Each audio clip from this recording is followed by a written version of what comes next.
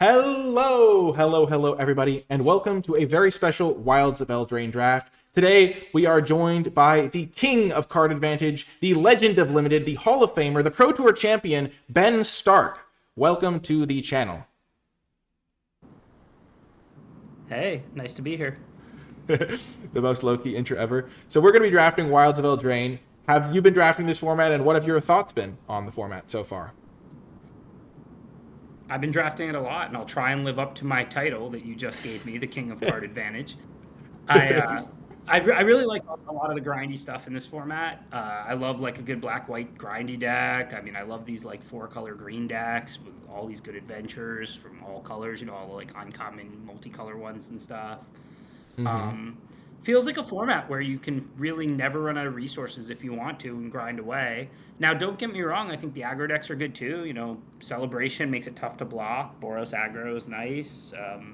So I'm very open to everything in this format, honestly. Like I've been drafting. I haven't drafted much blue-red, but I've been drafting like red-black and red-white aggro decks. I've been drafting like 2 to 4 color green rampy food decks. I draft blue-black fairies. A lot of different stuff. Yeah, sounds like you've got a large array of experiences. Do you have any colors or archetypes that you like better than others? Like if you could sit down at like a pro tour or something and know that you would end up with a good version of this deck, is there a particular deck that you like the best? Or worst, that you don't want to play at all? Probably the fairies. Yeah, probably like fairies the best, but I'm not sure how much that's because it's just like my style versus how much it's better.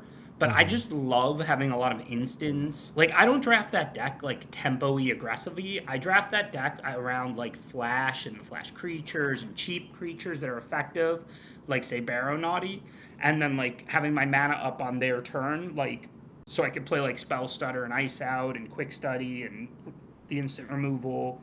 I just love playing with that deck, and I do think it's good, but I don't know if it's the best archetype or not.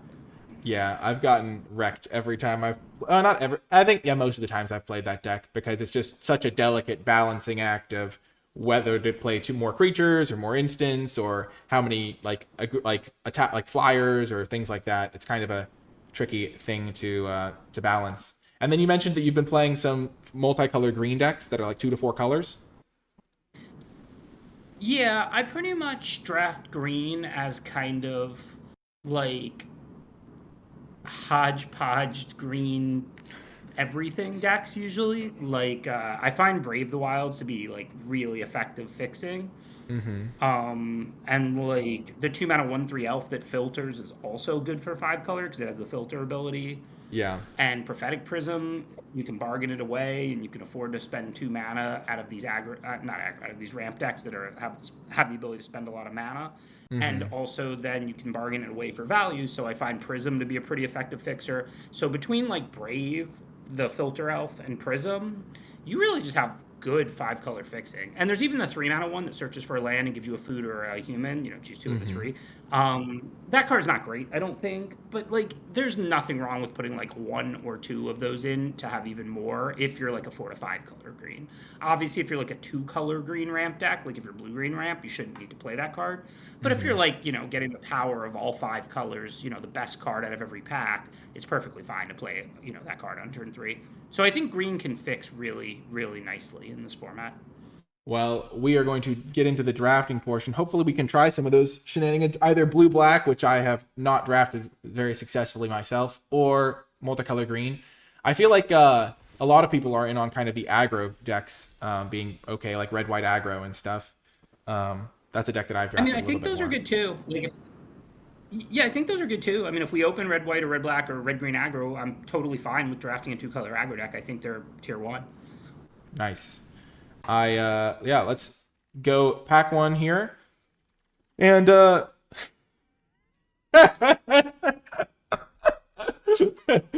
we debate the pick for like 30, the whole amount of time? You want to weigh the ins and outs of the different cards? Let's pretend that this card's not in the pack. Just opening up the best rare in the set. The keen insight of Ben Stark is needed to tell us that we'll take this card. But if this wasn't in the pack, what cards do you like in this one? The Cursed Courtier is pretty good. I don't mind these curse your own creature as drawbacks because, then you just bargain away the roll or put a new roll on it. And, a 4/4 lifelink's a really good card. So all you gotta do is roll that thing up and, your cursed one goes away and you got a 4/4 lifelink. So I like that card a lot. It's probably what I would take. I mean, Ego Drain is good in fairies, but you got to have a fairy every time. So, it's not a black card. It's like a blue, black, gold card. Yeah. I like Balluna's Gatekeeper. I like Lord Skitter's Butcher. Lord Skitter's Butcher's a nice one for the grindy decks, black, white, black, red, rats. Do you have any colors that you avoid pack one? Like, do you be like, okay, this is a good blue card, but I don't really want to draft blue, or this is a good white card, but I don't really want to draft white, or something like that? Or do you just kind of take the best card that you think is the strongest? Yeah, I'm pretty much willing to play any color in this format, and even if I don't like the color, I can always just end up splashing it into a green deck. So I'm not really avoiding anything. Maybe like a cheap gold card, or something. But the thing is, the cards like that, like the red white stuff and stuff, is good. Like Boris Aggro is definitely a good deck. So I'm not really trying to avoid anything in this format. So here, to follow up Gruff Triplets, there's Graceful Takedown as a green card. There's also like Archive Dragon, Stockpile and Celebrant. What do you like here? I think this is just an easy takedown. I mean, it's just a really effective bite. And I actually like Beanstalk Worm more than most. I think it's a mistake to ever not play that in a green ramp deck. But obviously it's not close to takedown. Beanstalk Worm is not filler. It's solid playable, but it's not good. It's like a 6 pick, whatever. But you can't, those decks want to ramp and they're mana hungry. Counting Brave the Wilds as a land. I frequently play 18 and 19 lands in those decks. So you get the value out of the ramp. The only thing is you can't go down a card to put an extra land in play, but you don't. A 5/4 reach for 5 is a serviceable Magic card. Not a great one, but a serviceable one. So I'm happy to play 2 of those in every green deck. Like I said, I see them as a 5th, 6th pick, not some great card, but not filler either. I'm happy to play them. But obviously Graceful Takedown a lot. Graceful Takedown's a lot better, of course. That makes sense. Pick. Yeah. Okay. So in this pack, there's not really a good green card. Titanic Growths, Ground Seal aren't good. So we have to branch out into a second color. We might even wheel Commune with Nature to help us find Gruff Triplets. But what card do you want to take here? I'm glad you said that because I don't normally play stuff like Commune, but if I have an S tier creature, I want to look at an extra 5. Yeah. I don't know. What do we take? There's Grabby Giant and Boundary Lands Ranger. I haven't drafted a ton of red-green, but I think that those are probably the best cards in the pack for us. This is my favorite card in red-green. It usually wheels, but I don't know. That pack was kind of weird. That was a terrible pack, I think. That was a really bad pack. Here, there's a Troyan, immediately better than everything in that last pack. There's Ice Out. We could get a couple Communes and just find Gruff Triplets every time.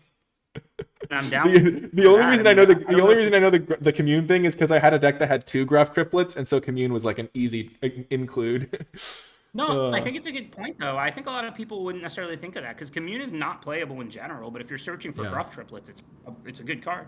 But I hear this is an easy Troyan. I mean, if we get to play Boundary Lands Ranger, great. If we don't, okay. But we're not going to take Dragon Mantle or Tattered Ratter over it. Tattered Ratter is really good for red black rats, but it's not very good for a green Gruff Triplets deck. That's not what we're trying to do.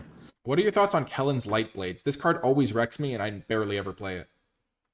I think it's fine. I play it, but it's just a situational okay removal. I don't think it's nearly as good as Troyan for what we're looking to do, a green ramp deck.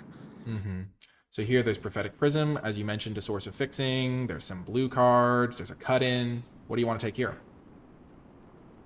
Well, I think these blue cards are fine, but they're not really for blue-green in particular. They're not blue-green ramp cards. Mocking Sprite, I wouldn't play in that deck. Alchemist is probably pretty bad in that deck. I think I would look at the red cards. I think both Cut-In and the Corvold and the Noble Thief are pretty good. I've never played this card. In particular, 2 treasures lets you cast your 6 mana card with 4 mana out, and the turn you exile 3, you're usually playing 2 things, like a land and a card or something. Cut-In's probably better. We should probably take Cut-In. But Corvold goes better with Gruff Triplets. But Cut-In's good. Cut-In's a card that when I looked at, it, I thought it was a 5th pick, and in reality, it's been more a 3rd pick, a removal spell. I don't even mind first picking out of a weak pack. So Young Hero is by far the most powerful role. Yeah, you just I found that too. Small and grow. Yeah. So, and 4 mana deal that's going to trade around even on mana. You're killing a 3 or 4 mana card, but then you're just up a hero, and a Young Hero roll is practically a full card. If you put a counter and then you put a second counter, you now got 2 power and toughness. So I found this card to be quite effective. I've been very happy with Cut-In. So what do you want to take here? There's the Beanstalk Worm, pick 6. There's Flick a Coin. Yeah. Yeah, I like the Beanstalk Worm. Like I said, Return from the Wilds is like filler, and we're not necessarily looking at like a 5-color green compared to a green-red at this point. Although maybe we'll end up teamer, it looks like, because yeah, this pack doesn't have any green or red cards really. I mean, you can play Skybeat Tracker, like, you know, it's defensive if you're really going to go over the top late game. But Galvanic Giant is a very good card, so probably should take Galvanic Giant. And Do you ever play the Scarecrow? Yeah, it's like the same way I feel about Return from the Wilds. Like, it's not like embarrassing fixing, but like it's not optimal. Yeah, I'm excited to try the Beanstalk Worm because I've never played this card and I've only seen it cast a handful of times, but that could be really cool in like a sort of rampy style deck.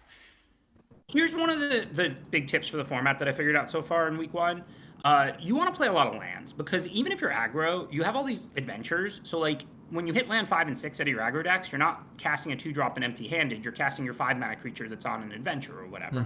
So like in this format, in a deck like we're drafting, I'll play like, you know, counting Brave the Wilds as a land, but I'll play like 19 lands in a lot of these decks. It won't literally be 19, because it'll be 16 and 3 Brave the Wilds, or, you know, 16 and 2 Brave the Wilds, and something that like Return or whatever that searches for land.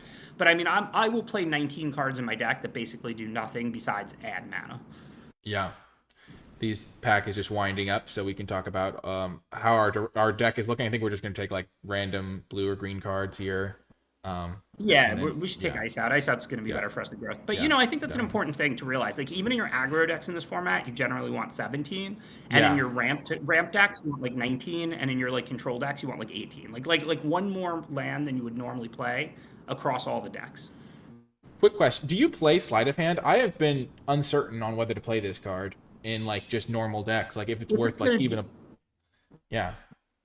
I'll play it if I have things that benefit from instants and sorceries. Like if you're blue-red and you have that 4-mana 2/5 that lets you play instants and sorceries off the top of your deck, then I'll play it. But I wouldn't just toss it into a blue-green deck like ours, no. Yeah, makes sense. And there we got the Commune back. There's also a Grabby Giant. We can just take the Grabby Giant. Yeah. Way better. Actual card. We'll get the other Commune back.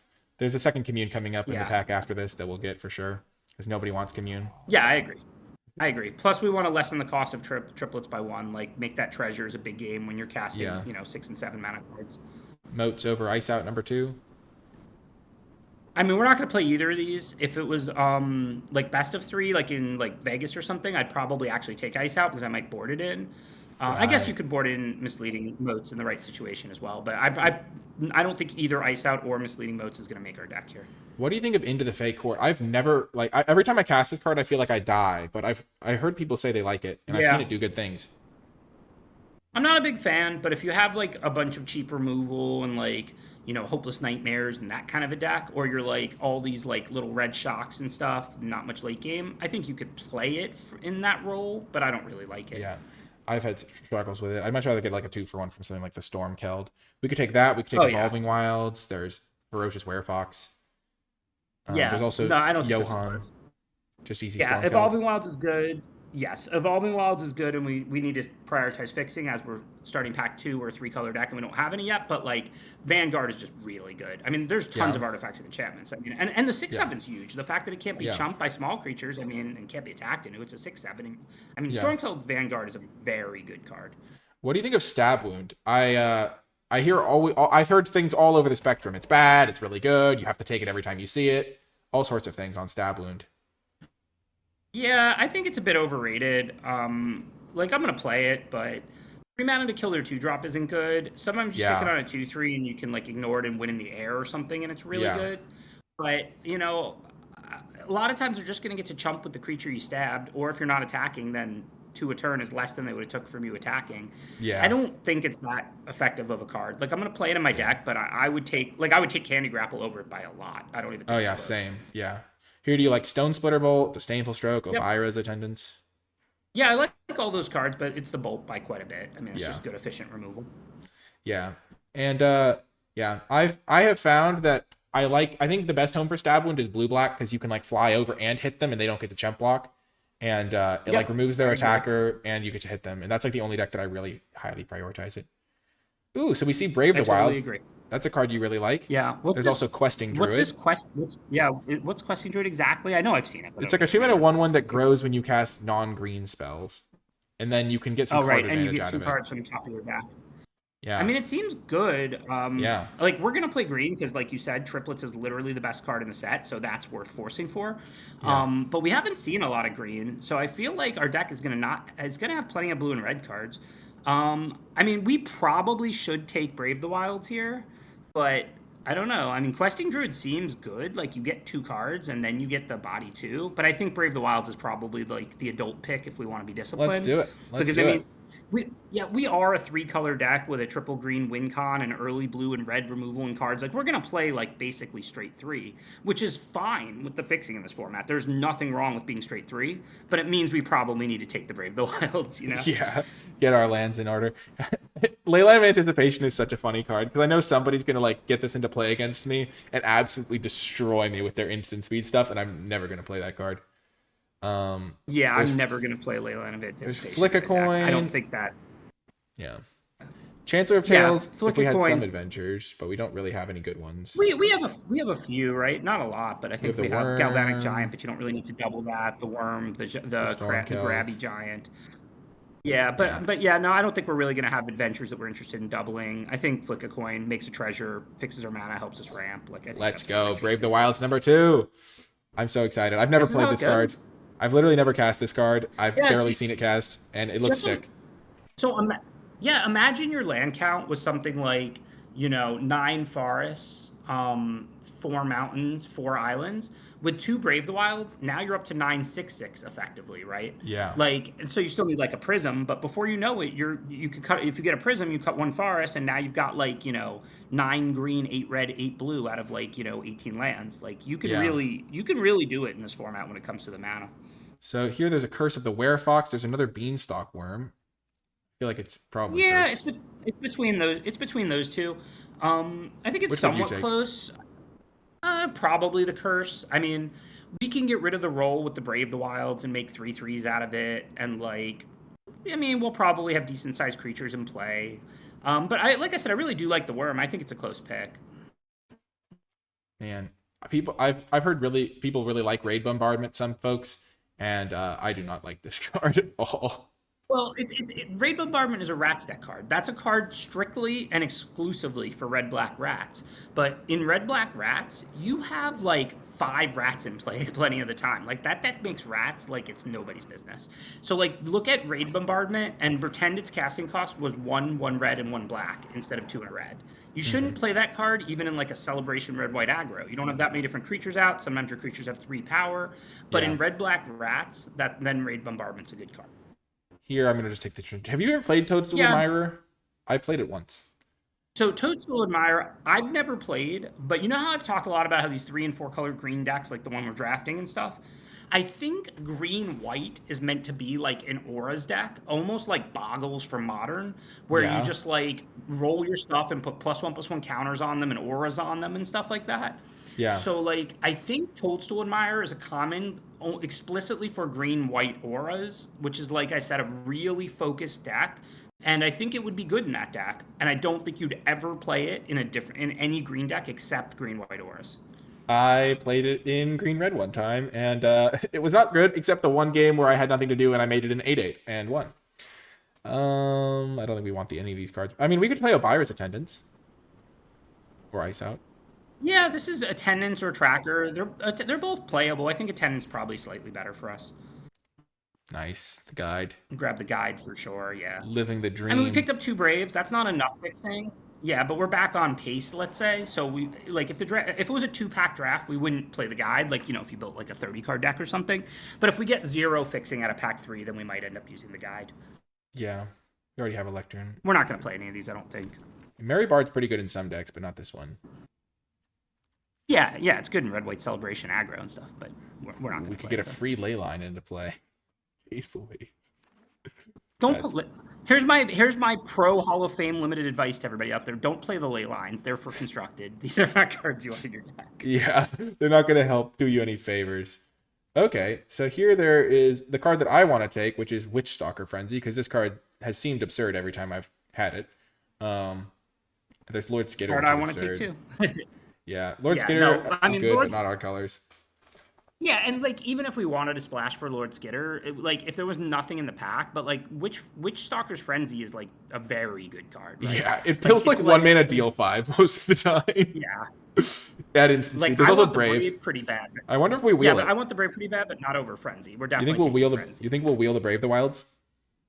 I don't Gotta know. get We a. got those other Braves mid pack too, but I mean, there should be some other green multicolor drafter who takes it, but maybe there isn't. Who knows? Yeah. Wow, this pack has a lot of options. I mean, we can't probably play Talion, though he's pretty good. There's Frolicking Familiar, who we could play. There's Picnic Ruiner, who we could play. There's Stone Splitting Bolt, Firebolt, Stopgap. Which card do you want to take here? This is a pick that might surprise some people. So Talion, yeah, you splash that in decks like this, but we just don't need to. We're a little low on fixing, not terrible, but not high, and we have a pretty high power level, so I'm not looking at that. But I'm actually going to take Stone Splitter Bolt, and in red blue, I would definitely take Familiar over Stone Splitter Bolt, and in red green, I would definitely take Picnic Ruiner over Stone Splitter Bolt. But in red blue green, ramp out fatties to win. We don't really get that much value of Picnic Ruiner pumping our creatures because we're like ramp fatties deck. So and we're not getting that much value out of Prowess because we're not really a spells deck. You know what I mean? Like the cheap flyer that gets bigger when we play stuff. We're not like trying to sneak in 20. We're trying to ramp out the biggest best stuff. So like neither of I would still play both Picnic Ruiner. I would play both of those cards, the Frolicking Familiar and the Picnic Ruiner in our deck. But they're both way worse in our deck than they are in their respective 2-color archetypes. And here I would take Hearth Elemental probably. I mean, Hatching Plants and Evolving Wilds are both good too. Hearth Elemental is excellent. I don't know though. We do kind of need the wilds. This pick I'm torn on. I know we ran out of time, so the Hearth Elemental is fine. Yeah, and like I said, I'm torn on it. It's not like I don't like hate that pick or something. I might have went with the wilds because I feel like our power level is getting pretty high, and that turn 1 fixing is pretty important for a 3-color deck. Yeah. But I think the Hearth Elemental is really good. Like it's just a very good card overall. Yeah, we also have a lot of instants and sorceries. I think like 7 and 7 right now. We could probably end up with a few less, but. Here's another Flick a Coin. There's a Freeze in Place. Have you played Freeze in Place ever? Oh, there's also Night of the Sweet's Revenge. Yeah, and Night of the Sweet's Revenge can be really good if you're a dedicated food deck, but we don't make a lot of food. And that's not, that's the kind of card where if you have, tons of food, it's broken, but if you have, 2, it's not playable. You know what I mean? Yeah. So we're not interested in that. And, yeah, Flick a Coin is good for us. I like that there. There's also Return now. There's Tempest Heart. I don't think Tempest Heart's very good. Obviously you can play it in a blue-green with a lot of 5s, but 2 mana, draw 2, discard 2 is in Modern Magic, you can't just filter and break even. And a 3/4 that grows to a 4/5, okay, it's not exciting. I think Cut-In is better, but we should take Return because it's pack 3 and we need to lock up the fixing and it's our first return. But overall, I think Cut-In's better, but the right pick there is Return. Wow, there's a lot of good cards this pack still. We have Bargain. Can we get rid of Hatching Plans? Hatching Plan's busted if you can sack it. I don't think we have much Bargain. We have 2 Braves. We have 2 Braves. Oh, we have 2 Stone Splitter Bolts. We have 2 Braves and 2 Stone Splitter Bolts. So we got 4? So we should take Hatching probably. Yeah, Hatching's pretty, if you draw 3 for free, it's a really good card. Yeah. And we have 4. Maybe we'll end up with 5. We probably have something else that is Bargain or can sneak something else in. Yeah. Okie doke. Nothing wrong with the Gatekeeper. Oh, right. I didn't even see that card. Maybe that's why I ended up not taking it, because I just don't even, my mind just doesn't even register that it is a card, even though every time my opponents cast it, I'm like, hey, that's pretty good. Yeah, you trade it evenish on mana early, which, prolongs the game and you're down a card. And again, you can't go down a card for that effect, but you want to prolong the game and keep the life totals up when you ramp. And then you have a 6/5, which gives you your card back. So it's a perfectly fine, not exciting, but a very solid playable for a deck like we're drafting. Yeah, we have a weird deck. We don't have a lot of early drops, but we have a lot of strong cards. Yeah, but we have 2 Gatekeepers, right? So we can play those on turn 2 and just bounce their 2 or 3 drops so we don't fall behind. And I think, and then we're gonna ramp on 3 and stuff. I think this works out. We could use I'm not saying it wouldn't be better if we had 1 or 2 more 2 drops, but don't forget the Beanstalk Worm costs 2 to play on turn 2. The bounce if we're bouncing their creature if they're on the play, So I don't think we're gonna fall too far behind. And then, like you said, we have a lot of strong cards. We're not trying to. That's why I didn't like the Frolicking Familiar, even though that's a fantastic card in blue red, because we're not. That's not what we do. You know what I mean? We're not trying to hit them in the air for 3 a turn. We're just trying to keep things stable until we beat them with our power cards.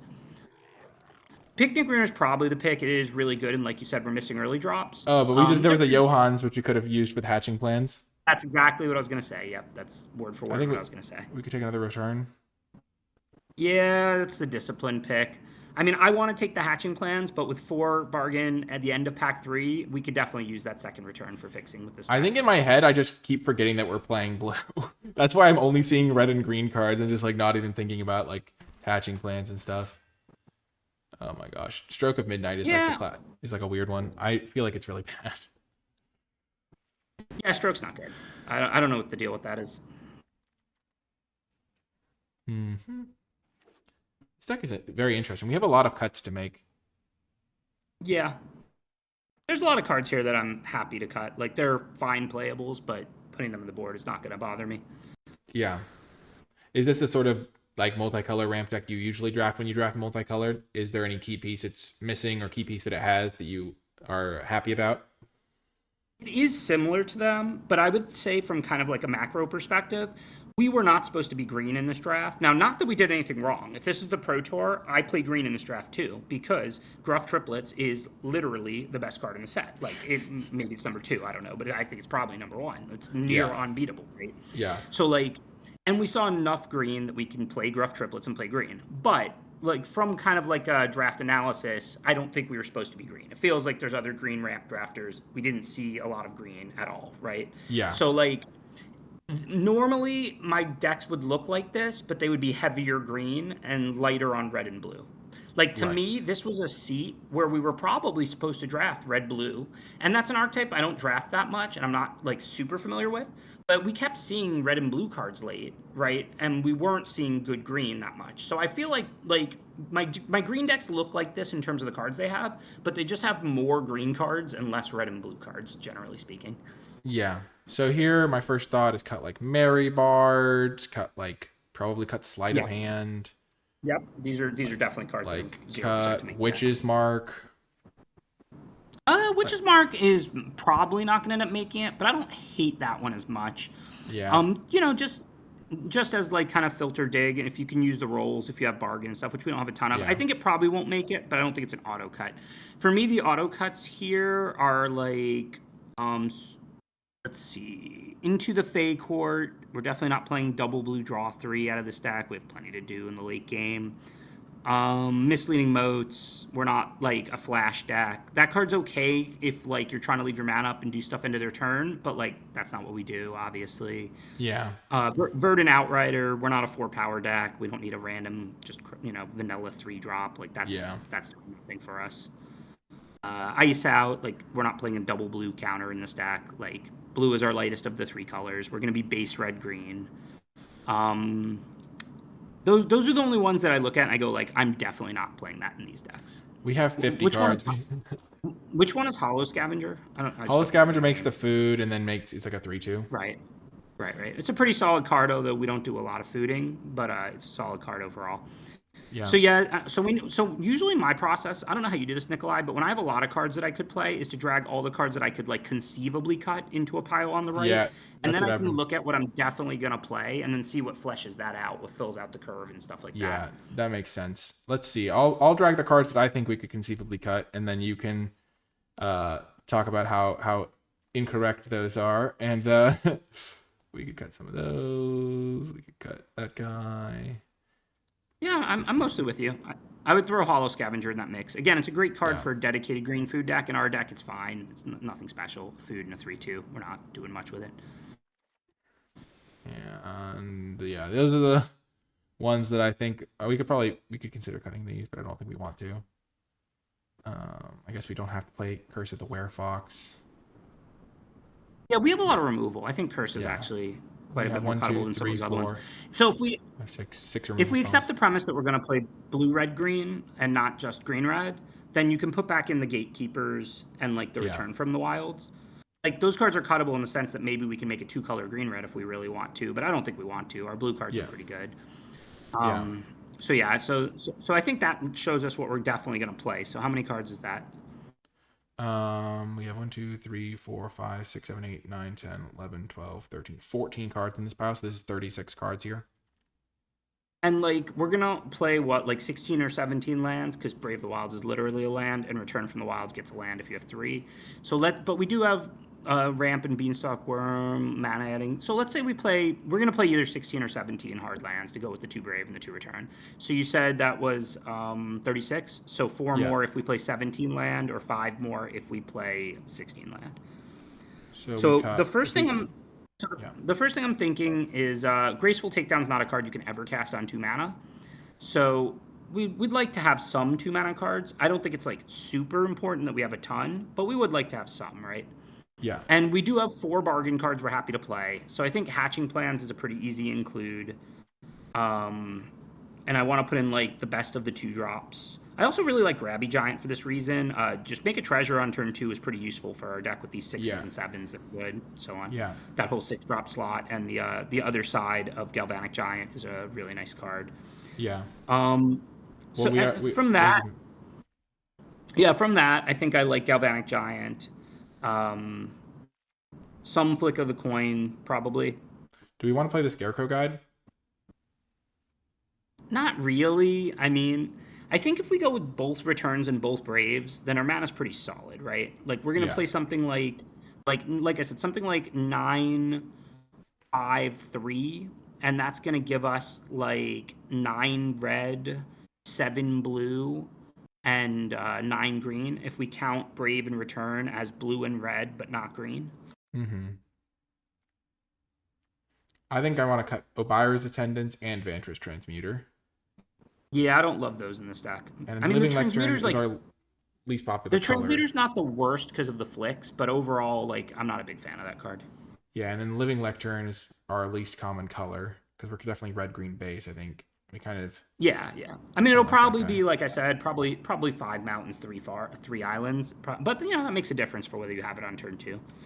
Then I kind of want to cut Curse the Werefox because we have least Graceful Takedowns, which do the same thing. Yeah, I feel that. And we don't have a lot of bargain. We're not, like, looking to sack the rolls. Yeah. Scavenger is medium. How many creatures do we have? 14 creatures. Yeah, not a ton, which is not a big deal, but I think we want the Scavenger as, like, a solid early body. Yeah. Because we don't have a ton of that, which we don't need a ton of that, to be clear. We're looking to dirtle on the early turns and then start slamming all those 6-drops. But I do think the Scavenger offers us something in that role. I think Witch's Mark is a bit, like, too niche. We don't really need Tormenting Voice, probably. Well, I mean, if we're going to play 17 lands, we would just cut all 6 of those, right? I think it's exactly lined up now. If you want to go to 16, then we could cut, like, one more. Play, like, one more, I mean. Yeah, I feel like 1 Flick a Coin is probably pretty good. Skewer Slinger's bad. I don't like this card. Yeah, I don't like it either. I don't like any of these. Scarecrow is like acceptable filler fixing in my opinion, but I don't think we need that. If we play both returns, which I think we should because we have so many 6s, like we're pretty happy to return on turn 3. Mm-hmm. So I think we should just play 17 lands. I think it's really close. I agree with you. Flick a Coin is the first card out right now. So whether we play the 17th land or the first Flick a Coin, I think is just very close. Yeah. It is tough. We have this guy, which makes us want to have more lands. This card is good when you're like playing your lands out. We got some adventure guys. We can turn our lands into Grabby creatures. Giant helps a little with Flood. Troyan helps a little with Flood. Those are both ways to sack extra lands for cards. Yeah, Galvanic Giant's a really good card if you're flooded. You cast it, discard 2 lands, draw 1 million. Yeah, I think this is a 17 lander. I think we can do 17 in this deck. Okay, so go up to 9 forests so we can have more Brave the Wilds on turn 1. Yeah. 5, yeah. So this is 14, 18, and then 5-3 or something. Yeah, it's going to be 9-5-3 or 9-6-2. Those are the only possibilities. We actually don't have many blue early plays because, like, Hatching Plans, we'd rather spend our mana on than not at all. But it's not we don't need to play that on turn 2 necessarily. Let's see. But we do want a Gatekeeper early to stall things. Yeah, this is probably 9-5-3. It's like, yeah, we have some red fixing, a little bit of it with Grabby Giant making a treasure and stuff, but we don't have that much of that. And we only need 1 red. Like, we don't even have a single double red card. And effectively, with Return from the Wilds and Brave the Wilds, we're basically at 9 red. So I think 9-5-3 is almost certainly correct. Yeah, this looks like a very cool deck. Gruff triplets, some cool top ends, some rampy stuff that I've never done before. Thank you so much, Ben, for coming on as a guest. I'm going to play the matches by myself because the draft portion is the most fun anyway. But thanks so much for coming on. Ben is a great Magic player, so if you're ever interested in hot takes, he is on Twitter. You can follow him there. He does have a YouTube channel that he posts on sometimes, and if he ever does stream, he streams on Twitch as well. I'll put links to all his stuff in the comments just in case he does make some stuff or have some stuff. Do you have any final thoughts, Ben? Yeah, they're all at BenS_MTG. Right. Yeah. No, not really. Thanks for having me. It's always super fun. Yeah. You know, I'll let you know how good this luck in the deck does. draft. I'll make sure I win all of the matches just for you. It'll be the classic. If I lose, it's my fault, and if we win, it's because of your drafting skills, and nowhere in between. But yeah, I agree. That's just reality. That's We just lose, how it's the your world fault. works. When it's mine. All of the credit is yours, and all of the downside is mine. So perfect. Thank you so much for coming on as a guest, and then I'll see you folks in the matches. Before I get to the games, I want to give a brief shout out to the NicolaiBolas Patreon. If you've been enjoying my videos and would like to support my content directly, then Patreon is the best way to do so. Patreon.com/NicolaiBolas. Patreon is a way for viewers to give back to the content that they enjoy. So if my videos have made your life a little bit brighter, maybe you want some extra booster packs or gems on Magic Arena, and you just enjoy the channel, then Patreon is a way for you to give back and help me continue making high quality content on a consistent basis. You'll also gain access to things like my Wilds of Eldraine tier list, where I grade every single card in the set on an A through F scale, and other things like drafts with me, or even being featured in these credits, because I do want to give a special shout out to the patrons who support at the credits level. It really does mean a lot and helps the channel grow and thrive. Thank you so much to all of my patrons, and without further ado, let's get to the games. Welcome in, everybody, to round one. Huge shout out again to Ben for coming on as a guest. He is one of my favorite people to talk to about Magic, and he is a great player and always awesome to hear his insights. We're going to try and do him proud. We're going to keep this hand. We just need to rip a land for our return to the wilds, and then we're off to the races. Our opponent is using the card borders that indicate they don't take care of their deck, and we all know that if you don't take care of your deck, it won't take care of you. It's like they're clearly going to just flood out, get mana screwed, something bad's going to happen. They're mythic number 65, so a worthy foe at least. Okey-doke. We are just going to ramp. So we're going to make a 1/1 and get a mountain.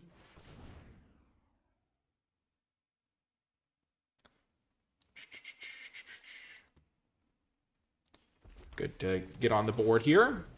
We have a 1/1. No blocks. They're playing blue-red. Okey-doke. Play my land. I'm tempted to Balluna's Gatekeeper this guy. I'm also tempted to play Hatching Plans and then Stone Splitter Bolt something, so I think I'm going to do that. Because if they do have a counterspell, then they can counter this. They probably will. They have ice out, sure. I kind of want to just start jamming my guys, so I think I'm going to just kill their guy. I was going to kill it with my hatching plan, which is why I was going to do it the other order. But this is fine. So they have 5 cards in hand, which might mean it's like, okay, why would you use your removal spell? You don't have any other removal. They could play a good card. They're going to make some treasures. And we are just going to kill that thing right off the bat. So we're going to go destroy this. So huge value for us. Big time win. And then I am going to gamble that they don't have the 1 mana deal too. It is a bit bad for me if they do have it to like max punish this, but turning my 1/1 into a 4/4 is pretty dang good. And if they do have the 1 mana deal too, then so be it. They have the 1 mana deal 1. Devastating. But I think it's worth just walking into that to some degree. Obviously, I wish they didn't have that. Oh, thank goodness they don't have a something else. Okay.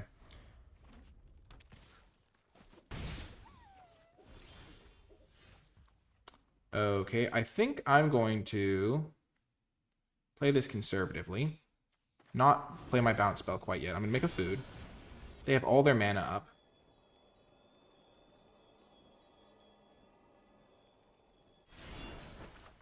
This makes it with haste, right? Yes. So we're going to bargain this. Turn one of our forests into a creature.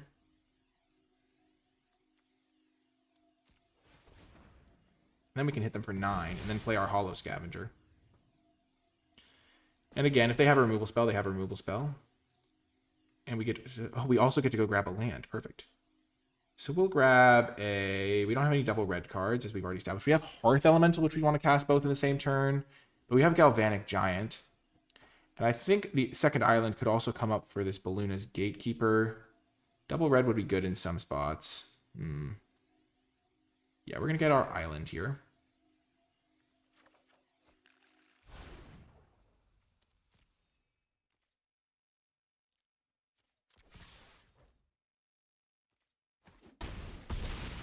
Wow. This could be really good for us. The other reason is now we could technically go Balluna's Gatekeeper, Adventure, and cast it in the same turn, so double blue is relevant for that reason. Oh my gosh, really? This is why I don't like Into the Fate, because they're just dead. They are just dead.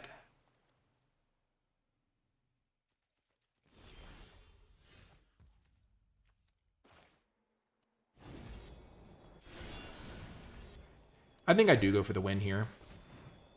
Just balance their familiar. There is a small subset of cards they could have, but now they can't even chump block or block and use an instant.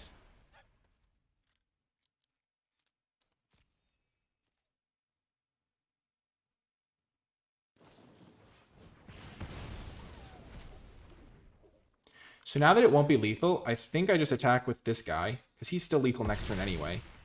And then we get to benefit from getting double blue, because now we have a 6/5 as well. So we have this guy, which they have to answer, and they can't really block it that effectively. But it does really reward us, because they, if they'd had that instant, then they could have, like, killed our land and blocked our other guy. And I'm surprised they didn't kill our land, honestly. We could definitely lose this game. The draw 3 maybe gave them just enough time to stabilize. Their 1 damage spell doesn't do much here, which is why I was okay bouncing their guy. And they can't use the 1/1 to block, so I didn't feel like it was that relevant. Okay, it looks like they're going to bargain it away. Or I guess they can't block with it anyway, so they might as well attack. Okay, they're playing a couple of threats, but they can't really block our guy. And we're just going to go for this. Kill that guy and put the roll counter somewhere that's not as important. So what could they have? They could have a red deal 3. So I think we want to put the roll counter in. But if they have the red deal 3, then we still win.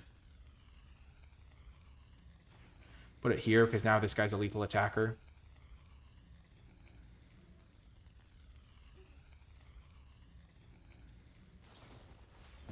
They just have all of the torches of the tower.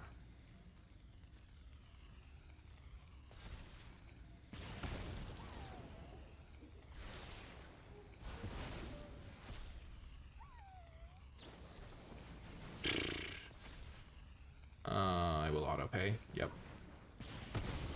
Still not good enough. Good game.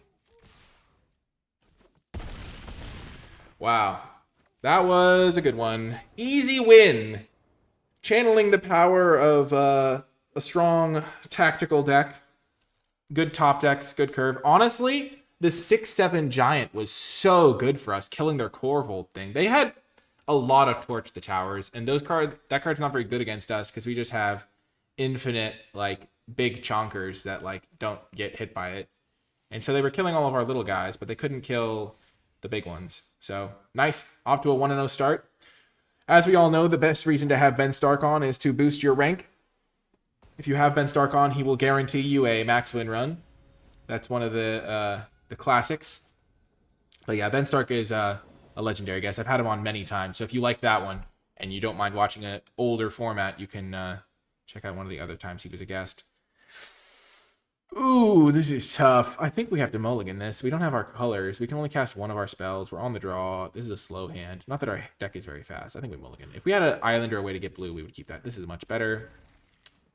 And now I think I will ditch the forest because we have this, which is essentially a forest in our deck if we want it to be. That also makes us a 1/1 because we don't have anything else to do on turn 3.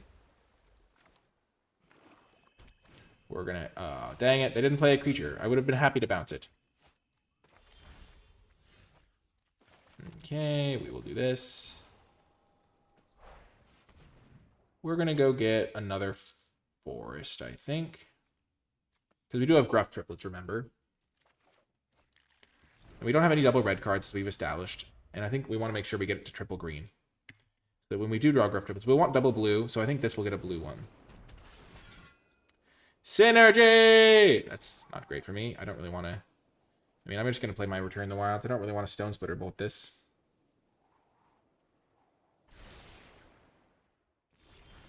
I certainly don't want to bounce it. Oh, that's going to be good. Okay. So now I can go get a lion, get a creature. So coming up, I'm going to be playing Hatching Plans into something. Here, I'm going to get another island. I don't have that many islands, and I want to be able to play the 7-mana version of the Galvanic Giant. I don't know why I didn't play this forest. I guess I just revealed my extra color for nothing. Okay, they're playing 3 colors as well. I feel like in this matchup, I'm in such good shape. Like, I've just got so many late game cards. Oh, they're killing my guy. The monster. How could you? Opponent, you're evil. They just hit me for $1 billion, okay. I almost got a food for that exact reason. I didn't really want to get wrecked by that type of thing. Hatching Plans. We don't really want to bounce either of these guys.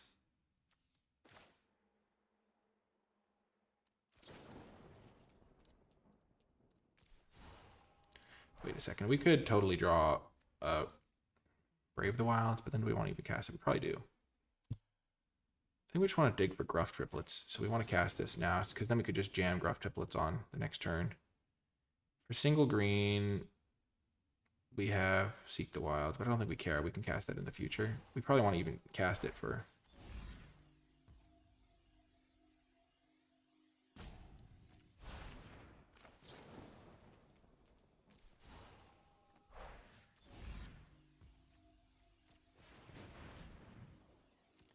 So we'll kill their 3/2, draw 3. No Gruff Triplets. Never lucky, as they say. But, you know, we still have 1 draw step, and it's always the top of the deck that you need to be the most aware of. We're going to get to cast this for 7 mana, which is great. Let's see what they deploy here. Maybe it's something we can bounce.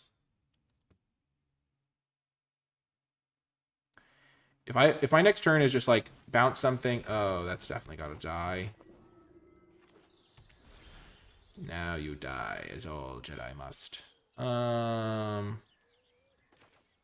Play this. So this will cost us 3 to kill this thing if we bargain it. So we can play land and then play this and the bolt.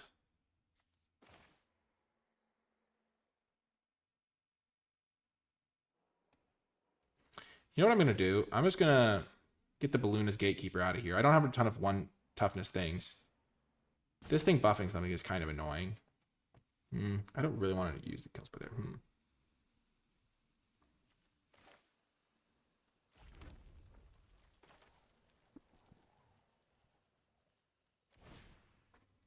I think I don't really want to get greedy here either, because this could end really badly for me if I don't. I'm going to get a land still. And I'm just going to make a human, and then I'll just bargain a way to kill this thing. I could, like, block bargain.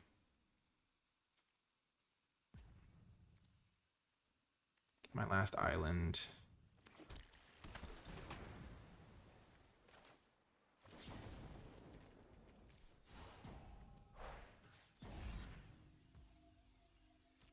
It's tough because, like, saving myself 2 life could be relevant here.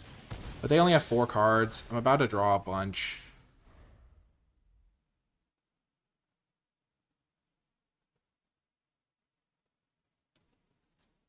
Or I will draw a bunch at some point here.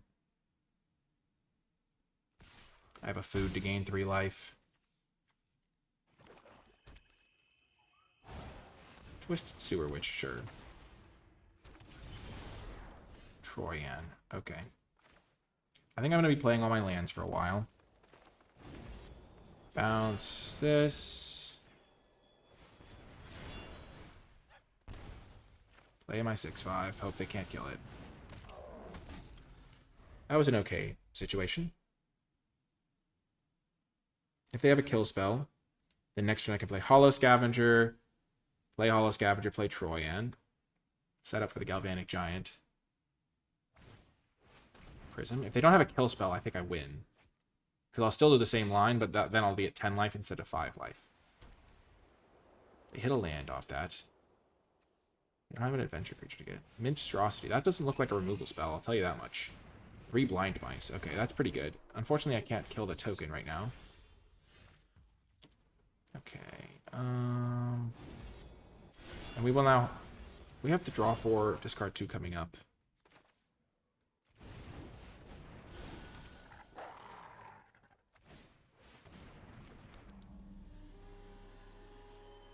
So I think we do just pass here. This blind mice is going to be kind of annoying. I wish we could have drawn a removal spell. We don't have a ton of removal left. We're really banking on this storm reading doing some work.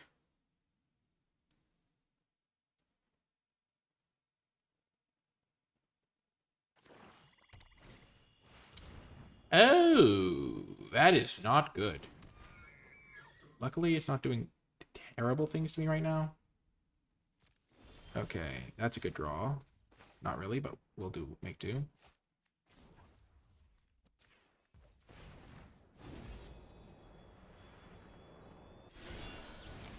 Draw 4. That's a draw. Okay, we discard 2 lands. Probably just these 2. So then we play our land. Play Graceful Takedown. Summon 0. Kill that guy. Then hold up Cracking Our Food or the Grabby Giant treasure making.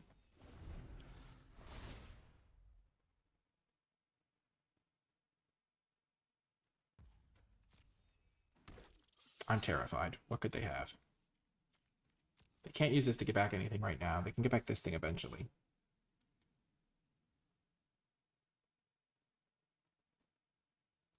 They're about to buff all their guys, but I'm going to have 2 more blockers that can block these guys then. I actually have decent blocks here. I'm going to hold this land because Troyan can get rid of it. But I wanted to be able to get this treasure down because it's a card draw. I think I'm going to sack this food to gain 3. Because I don't really ever want to make this a 5/4. And my mana is going to be tight.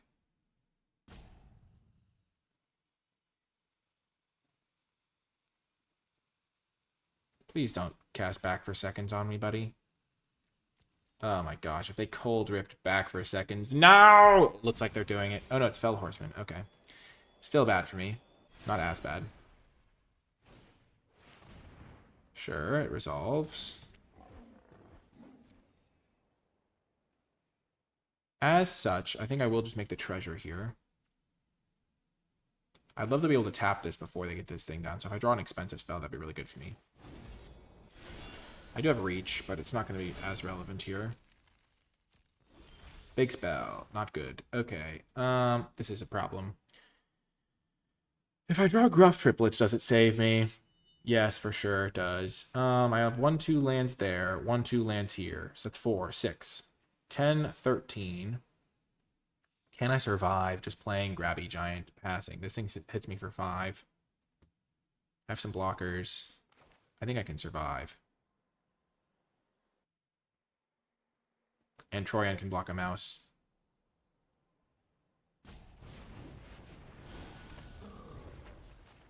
Play this. Play this so I can sack the food if need be.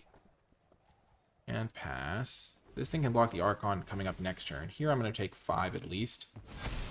But I have good blocks other than that. Unless they cold rip something else. Which would be bad. Bad! Don't do it. Don't do it, opponent! No! Show some mercy! Oh my gosh. There is no mercy. There is no mercy. Only vengeance.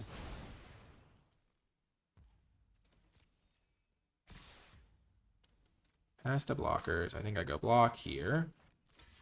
Block here. Block here. Block here. And that would be 2, 7, 10. And I can sack this food to gain 3.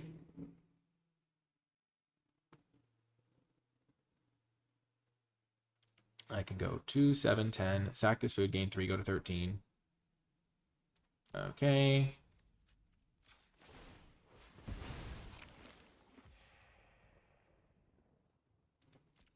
I kind of wish I could have kept that guy around. I think I'm going to draw a card and discard a card with Troyan, using my treasure. Because this land does nothing for me. And if I draw Gruff Triplets, I'm still in this with a vengeance. Come on, Gruff. Gruff, Gruff, Gruff. No! The treasure would have been so good if I had something to bargain. So, now what? I can start sacking my lands. So I have a block here, block here, block here. And I'm not dead on board. They don't have any adventures in their graveyard. They're still just top decking. I think I sack at least one land. Because again, if I draw Gruff Triplets, it's super good for me. I can sack my island fairly safely. If I'm going to be sacking lands anyway, might as well try to get another blocker out. Oh, baby, that's a good one. That's a good one.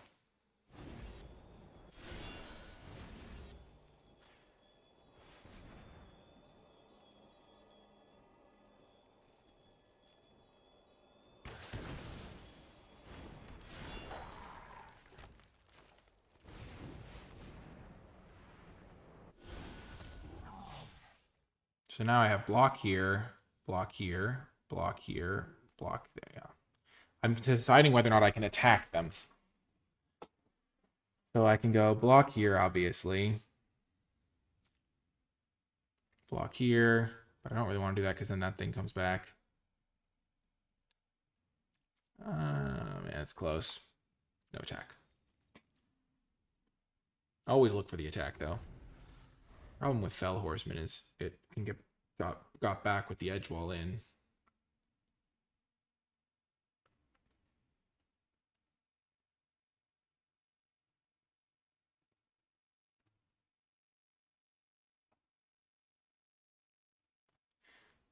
Seven, 8, 9, 10, 11, 12, 13, 14. So we only have 3 lands left in here, and we have a Gruff Triplet still. It's probably going to be like if we draw Gruff Triplets this turn, we're in good shape.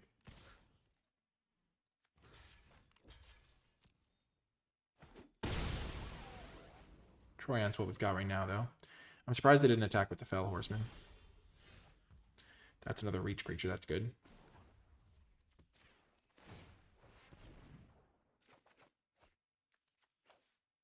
That's a good draw, too.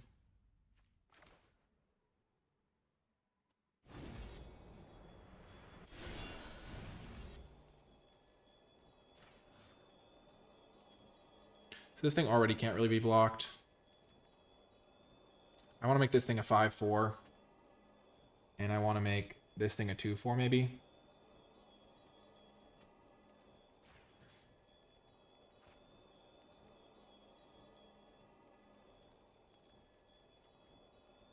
Four toughness is a pretty magical number here.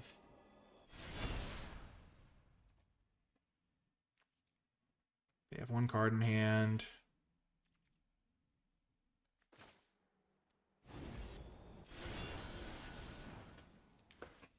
I'm really not happy about this stupid edge wall in that they've got going on. I think I just pass here. Don't let them buy back their creatures at the moment.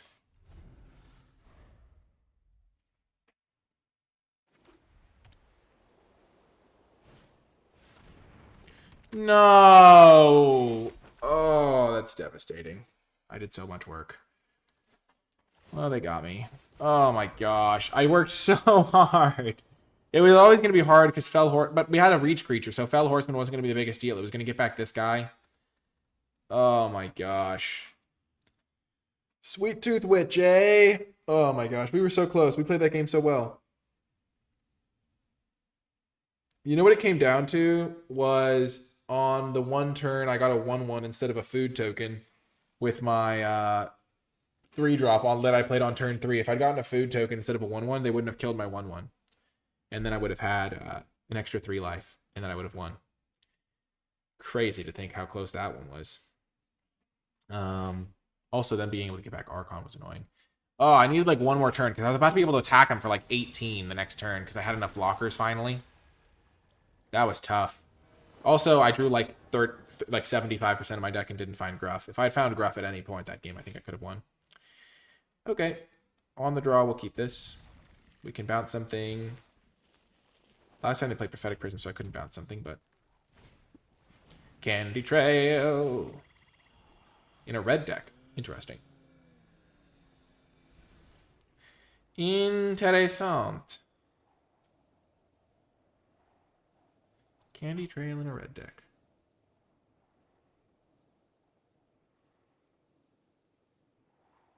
Gosh, we were so close that game. And we hit our land. Perfect. Bounce, Troyan, game. No, maybe. Yay! It's Ruby. Not really great because it's got haste.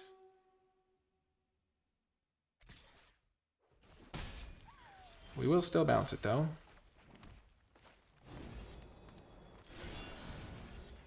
And it could throw off their curve. They might be trying to ramp into a 4-drop. I think we play Troyan because if we do draw a land, we get to play our turn 4, 6-5. And then we can always use this later. Get a mountain. All that good stuff. And Troyan's just great. Maybe we do want to just get a mountain though.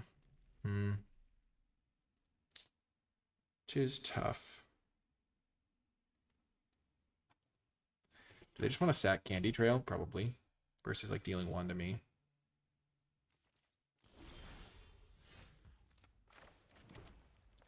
I would have gone for the Troyan, but because we didn't hit a land, I think I just go for this. Basic land, 1/1. Make sure I get my red mana, so next turn I can play this. Troyan plus something maybe. I still kind of need a land to do most of my stuff. But this way I at least have some options. If I draw a land, I can still play Troyan into Boundary Lands Ranger. Troyan's really good. That was a close call.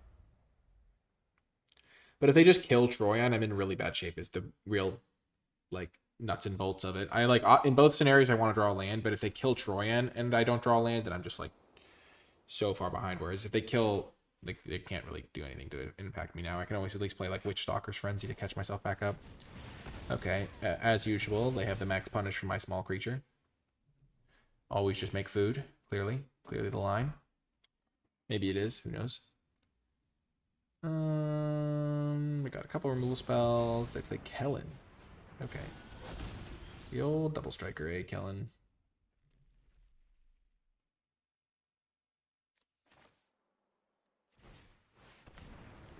Just gonna play Troyan now.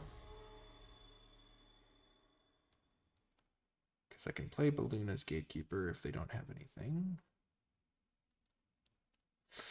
This is tough. Oh no. Oh no. Kellen, why? Oh, this is bad. This is bad. Kellen is going to hit me for like 1 billion. Oh gosh, so much damage. So much damage. So much damage. Perfect, we hit our land. Step 1. Step 2. Play. We could just destroy this aura on Kellen. Then they don't have that much going for him.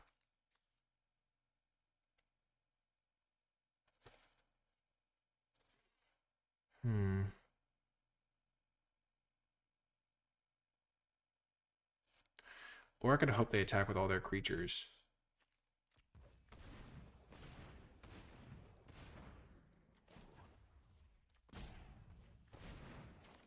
This is such a greedy line, but if it works, we look like a genius. Because if they attack with all of their guys, because like they know I have to block Kellen or whatever, then I get to block Sir Armont, kill Kellen. Everything shrinks. It's such a greedy line. Witchstalker's Frenzy is absurd. Maybe they will play around it.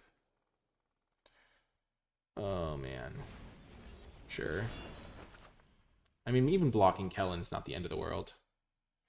But obviously, I want them to attack with everything.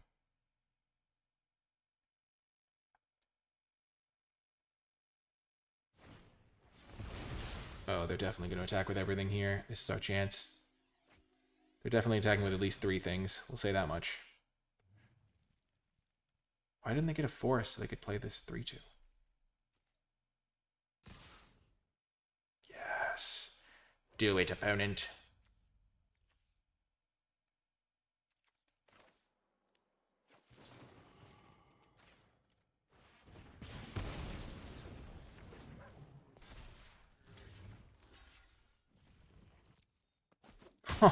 Oh, yes! Yes! Yes! Oh, there were once 3 billy goats and they were all called Gruff, opponent. Were you ready for the billy goats? Nobody is prepared. He cold rips the billy goats. Let's go. I was prepared for them to play like a huge dragon there and I just lose, but let's go. We're in this. Yes. There were once 3 billy goats. They were all called Gruff. Yes! What a sick line. What a sick play. The plays.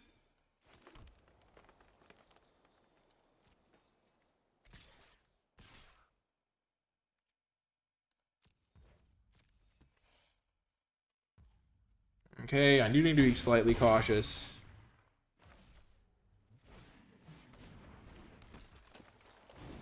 I should have plenty of blockers here. I have 4 blockers. They have 3 creatures. Even if one of them hits me, I'm not dead. That's what I'm telling myself, at least. And I want to get them low so that I can force them to chump block soon. Okay. Before they can, like, take their guy to the skies and beat me that way. Because I don't have any reach. Surprisingly, this guy doesn't have reach. Normally, archers do. Gosh, we're doing it. We're going to be 2-1, hopefully. Okay, well, this is an easy block here, block here, block here, block here. What could they have? +1/+1 and trample.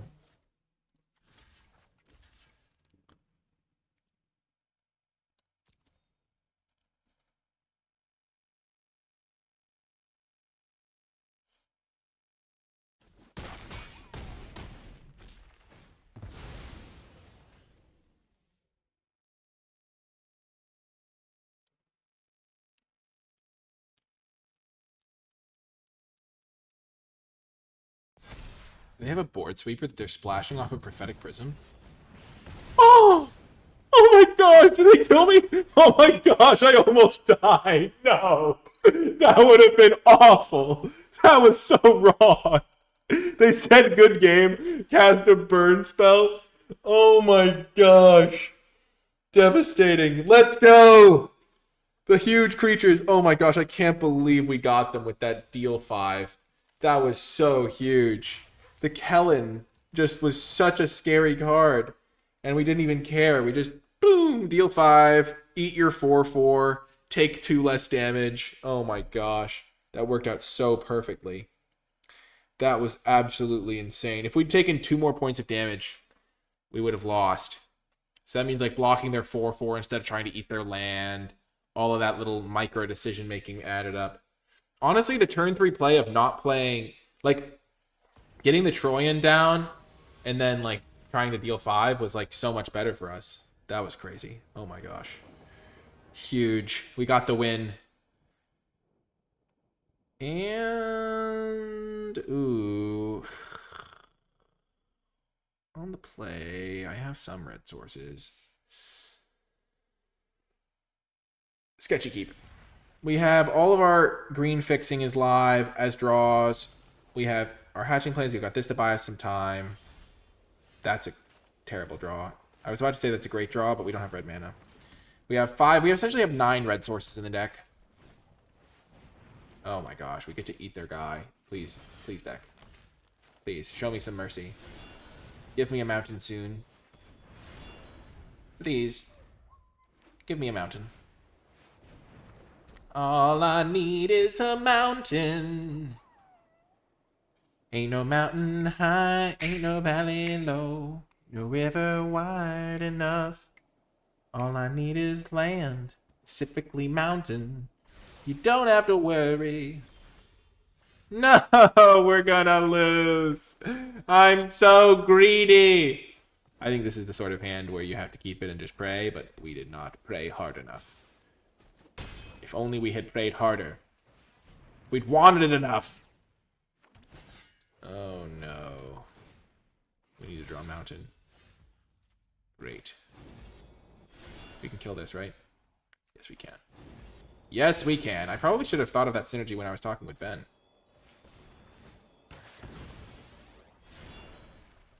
Yes! The mountain.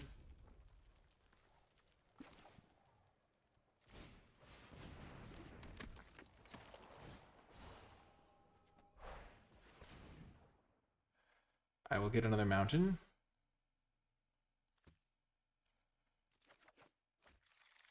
And I will hope that my 6/7 is good enough. I'm going to try to trade with their 3/2.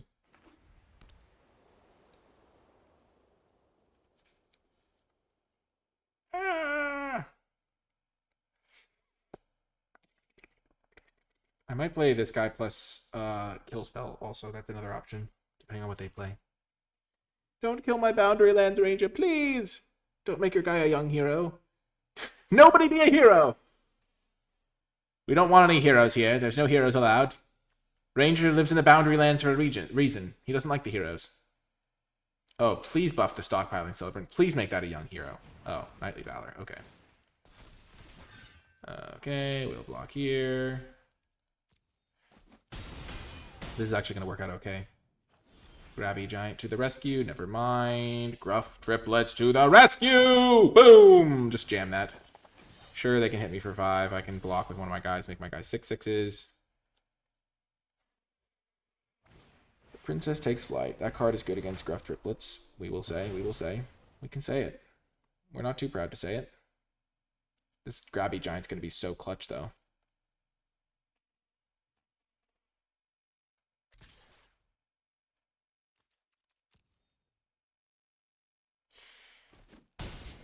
This is a reach creature, too.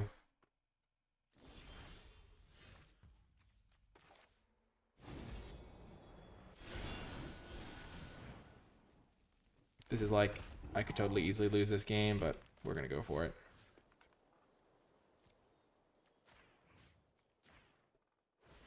Fingers crossed! Do they have nothing? Oh! Pain. Gosh. What's it like, opponent? I guess I could have double blocked this guy, and then they would have just killed my 2 guys, and I would have had a chance. Maybe double blocking was correct. But then if they have a kill spell, I just am in such bad shape. But I mean, I can't beat a kill spell anyway. But maybe I can beat +2/+1. If I double block there, I think I actually win. They get +2/+1. Then I play my Grabby Giant, and I kill one of their tokens. And then I trade with the other token, and I'm just like so far ahead. Maybe that was the line. I was just thinking that they can't beat triplets as long as I kill their flyer guy and I have the blocker for their reach. They could have also just saved their... that's tough. That is tough. I think we mulligan this. Okay, we'll keep this. And we will ditch the Beanstalk Worm. Actually, maybe we could ditch the Galvanic Giant. We'd rather draw the Beanstalk Worm. I could play that on turn 5 or whatever. Yes. Okay, if we're playing against fairies, then we'll be way happier to have the reach creature. It's black-white, okay.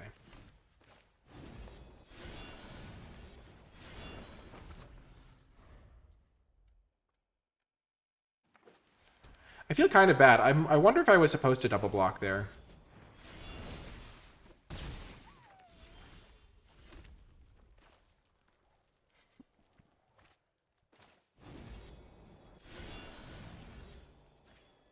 I'm just going to do that. They might have better artifacts or enchantments down the road, but this just makes their card a lot less threatening. Gives me some time to develop.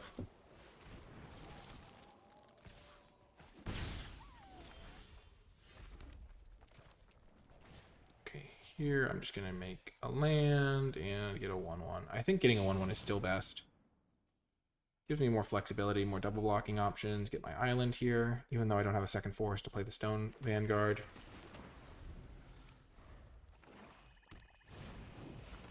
Okay, that's okay for me. If I do draw a land to play this guy, I'll be happy. There we go. Reach it up!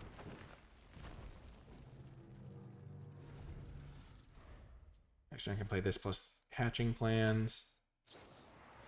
Sad day.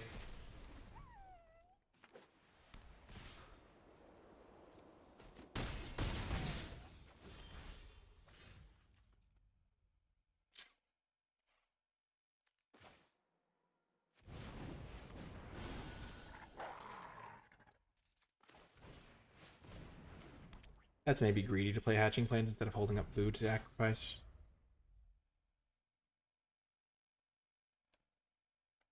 I think now I do chump the Besotted Knight with my 1-1. I could have also just played this 4-3 mana 3-3. And then when I play Elemental, it'll do more.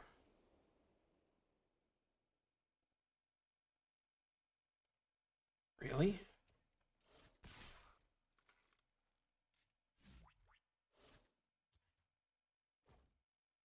Oh, that's really good for me if they're just doing that. Celebrant, okay. Really? They're not going to bounce the Besotted Knight, okay. They get a nice little scry too. Makes the Surveil from this less useful. 2 to the top. Dang it.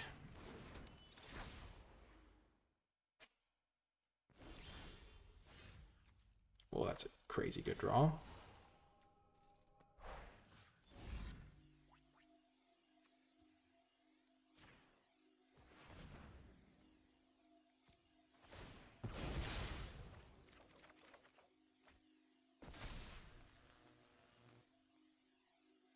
And I get to fetch a land. I'll get an island.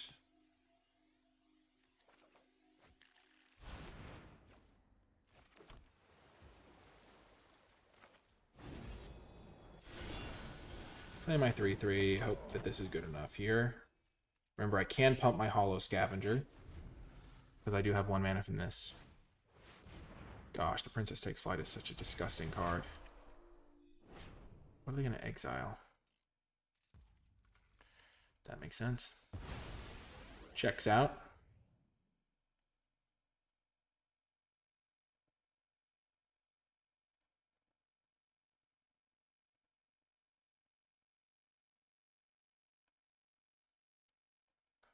I'll play my forest.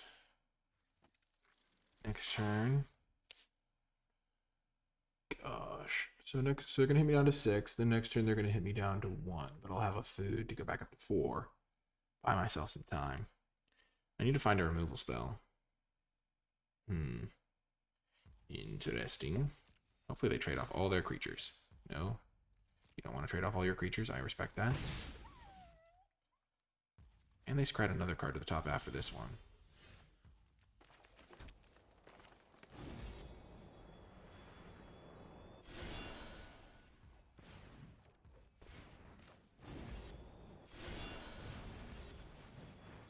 Right.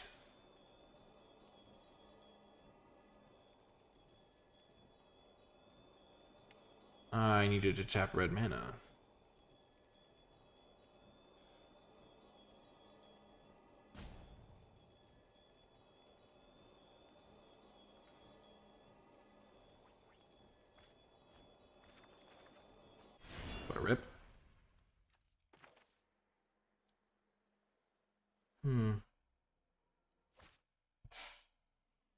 So I can kill this thing. They'll tap my 3/3.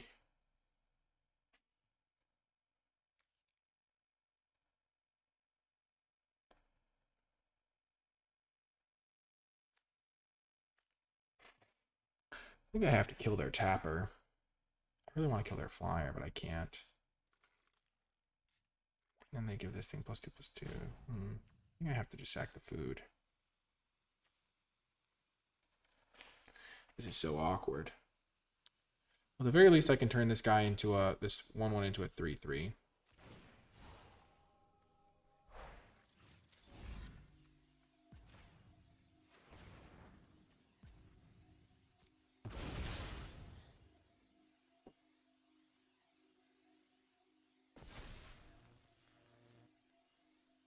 Get a 3/4 so I can slam Gruff Triplets if I draw it.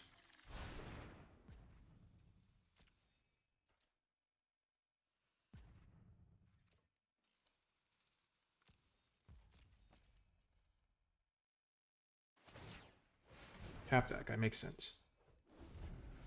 They have a card on top that they know about.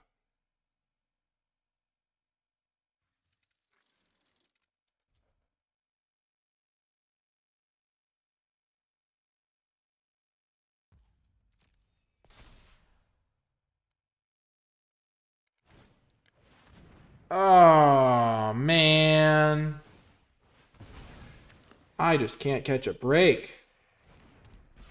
Man, I feel like I was in really good shape this game until they got too many scries and then I lost badly. Oh, man. They scry 2 to the top every time because they just have the perfect card at all times. Oh, man. Well, I did my best. There's nothing I could have done this game. I have to block here or I just die.